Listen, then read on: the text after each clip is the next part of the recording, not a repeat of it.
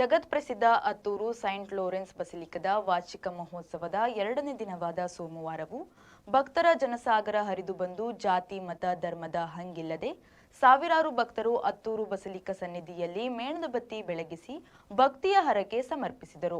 Saint Lawrence church ಬಣ್ಣ ಬಣ್ಣದ ವಿದ್ಯುತ್ ದೀಪಗಳಿಂದ ಅಲಂಕೃತವಾಗಿದ್ದು ಭಕ್ತಾದಿಗಳನ್ನು ತನ್ನ ಕಡೆಗೆ ಆಕರ್ಷಿಸುತ್ತಿತ್ತು. ಮಹೋತ್ಸವದ ಅಂಗವಾಗಿ ವಿವಿಧ ಭಾಷೆಗಳಲ್ಲಿ ವಿವಿಧ ಬಲಿಪೂಜೆಗಳು ಜರುಗಿದವು. ಕರಾವಳಿ ಹಾಗೂ ಅವರ ಜಿಲ್ಲೆಗಳಿಂದ ಆಗಮಿಸಿದ ಧರ್ಮಗುರುಗಳು ಪೂಜಾ ವಿಧಾನಗಳನ್ನು ನೆರವೇರಿಸಿದರು. ಸಂತ ಲಾರೆನ್ಸರ ಪವಾಡ ಮೂರ್ತಿಯ ದರ್ಶನ ಪಡೆಯಲು ಭಕ್ತರು ಕಾತುರದಿಂದ ಪಾಲ್ಗೊಂಡಿದ್ದರು. ಕ್ಷೇತ್ರದ ಪಾಲನಾ ಮಂಡಳಿ ಮತ್ತು ಕಾರ್ಕಳ ಪೊಲೀಸರ ವತಿಯಿಂದ ಆಗಮಿಸುವ ಭಕ್ತರಿಗೆ ಯಾವುದೇ ತೊಂದರೆಯಾಗದಂತೆ ಸುಗಮ ವ್ಯವಸ್ಥೆಯನ್ನ ಕಲ್ಪಿಸಲಾಗಿತ್ತು. ಕ್ಷೇತ್ರದ ಆವರಣದಲ್ಲಿ ನೂರಾರು ಮಳಿಗೆಗಳಲ್ಲಿ ವ್ಯಾಪಾರ ಚಟುವಟಿಕೆಗಳು ಬಿರುಸಿನಿಂದ ಸಾಗಿದ್ದವು.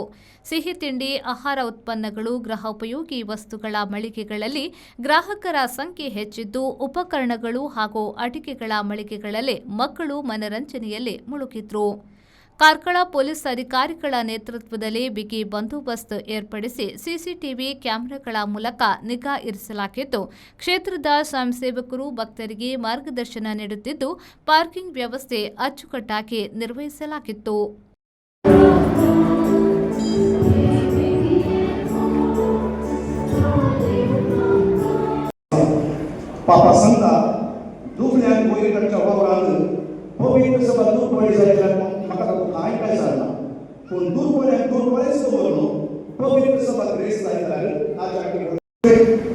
ಮೊದಲು ಈ ಪ್ರೀತಿಸುವುದನ್ನ ನೆರೆಯವರ ಆಮೇಲೆ ಪ್ರೀತಿ ದೇವರ ಸದಾ ವಿಜಯವಾಡ ಪೂಜಾ ಸದಕ ಅಂಗ ಅಂತರ್ಗತ ಇಲ್ಲದೆ ನೋಡಿ ಜೇಸು ಶಿಕ್ಷಣ ಮಾತನಾಡಿ ಬಂದಿರಲಿಲ್ಲ ಪೂಜಾ ಸುಮಕರಣ.